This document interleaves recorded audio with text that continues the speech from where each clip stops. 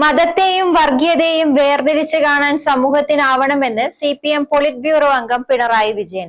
വിശ്വാസി സമൂഹത്തെ കൂടെ നിർത്തി തെറ്റായ പ്രചരണം നടത്തുന്ന വർഗീയ ഭീകരവാദ ശക്തികളുടെ ശ്രമങ്ങളെ പരാജയപ്പെടുത്തണമെന്നും പിണറായി പറഞ്ഞു.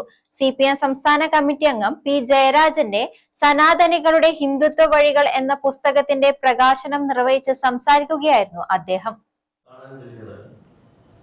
വർഗീയതയ്ക്കെതിരായ സമരം കോടിക്കണക്കായ വിശ്വാസികളെ കൂടി അണിനിരത്തിക്കൊണ്ടാണ് നടത്തേണ്ടത്.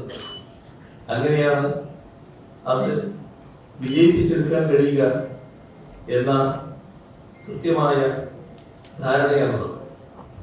അതുകൊണ്ട് തന്നെ മതത്തെയും വർഗീയതയെയും വേർതിരിച്ച് കാണാൻ സമൂഹത്തിന് കഴിയും. വർഗീയതയെ ശക്തമായി എതിർത്തു പോവുക എന്നാണുള്ളത്. അത് ഏതെങ്കിലും മതത്തെ എതിർക്കലല്ല, വർഗീയത നാടിനാപത്താണ് എന്നത് ആവർത്തിച്ച് വ്യക്തമാക്കേണ്ടതായിരുന്നു.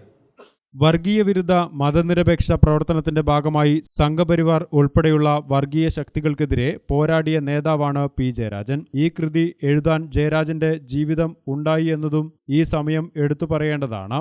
കൃതി ഗവേഷണാത്മകവും വിജ്ഞാനപ്രദവുമാണെന്നും പിണറായി വിജയൻ പറഞ്ഞു. നിറഞ്ഞു കവിഞ്ഞ സദസ്സിനെ സാക്ഷിയാക്കിയാണ് P ജയരാജന്റെ പുസ്തക പ്രകാശനം CPM പോളിറ്റ് ബ്യൂറോ അംഗം പിണറായി വിജയൻ നിർവഹിച്ചത്. CPM ജില്ലാ സെക്രട്ടറി KK രാഗേഷ് അധ്യക്ഷനായി. Sivagiri Dharmasangham trust general secretary Subhangananda Swami പുസ്തകം ഏറ്റുവാങ്ങി.